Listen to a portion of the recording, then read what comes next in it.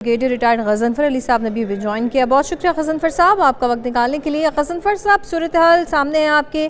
पाकिस्तान की एक दफ़ा फिर से सालसी की कोशिशें, फील्ड मार्शल ईरान पहुंच गए हैं, इससे पहले 2 दफ़ा वज़ीर दाखिला पाकिस्तान के पहुंचे। अब आपको क्या लगता है कि सूरत हाल कंट्रोल में आ जाएगी और ये मुज़ाकरात जो होंगे आने वाले दिनों में ये कामयाब हो जाएंगे?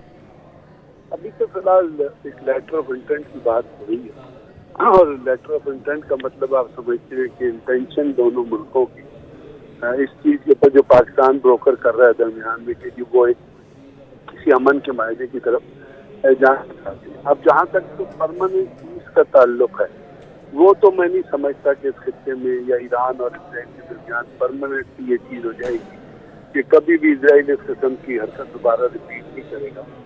उसकी तो मुझे पॉसिबिलिटी नजर नहीं आती, लेकिन ये है कि ये सीज फायर इस पर जो इम्पोज हुआ है और उसके ऊपर एक खतरा ही चलता रहता है कि किसी वक्त भी जो है वो सीज फायर वायलेट हो सकता है और दोनों मुल्कों के दरमियान या अमेरिका की तरफ से एक नए जंग का आगाज किया जा सकता है, क्योंकि ईरान तो जंग किसी भी तरीके से न छेड़ना चाहता है, ना पहले उससे जंग का इरादा किया, ना उससे जंग की। वो अपने जो स्टांस है या उसका जो असूली मौक़िफ़ है उसके ऊपर वो डटा हुआ है।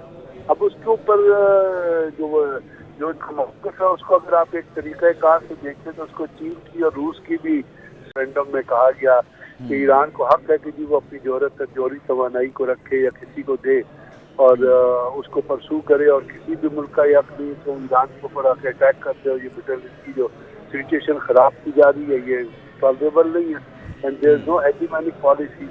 तो अब ये क्योंकि रशिया और चाइना की तरफ से भी चीज़ आ गई है और उसके साथ साथ जो बातचीत पाकिस्तान ने इनिशिएट की थी, जो ईरान की लीडरशिप की बात हुई, साफ जाहिर है जब ईरान की लीडरशिप से बात हुई है तो ट्रंप से भी बात हुई होगी और ट्रंप से अगर बात हुई होगी तो वो फिर मार्शल आसिम मुनीर की बात हुई होगी। जॉर्ज सिस्टन हो, ट्रंप तक एक्सेस नहीं है, जब प्रेसिडेंट ऑफ अमेरिका के पास एक्सेस है तो वो एक डायरेक्ट। तो ब्रिगेडियर साहब, आपको नहीं लगता कि जिस ट्रस्ट डेफिसिट की आप बात कर रहे हैं और ये एक लंबे अरसे से एक ट्रस्ट डेफिसिट है, तो आपको नहीं लगता चाइना, रशिया या फिर यूरोपीय यूनियन की तरफ से किसी को ऐसा जो है जमानती आना चाहिए था? क्योंकि वायलेशन तो है, इसराइल कभी भी कर सकता है, आप खुद भी कह रहे हैं कि ये ऐसा मुमकिन है।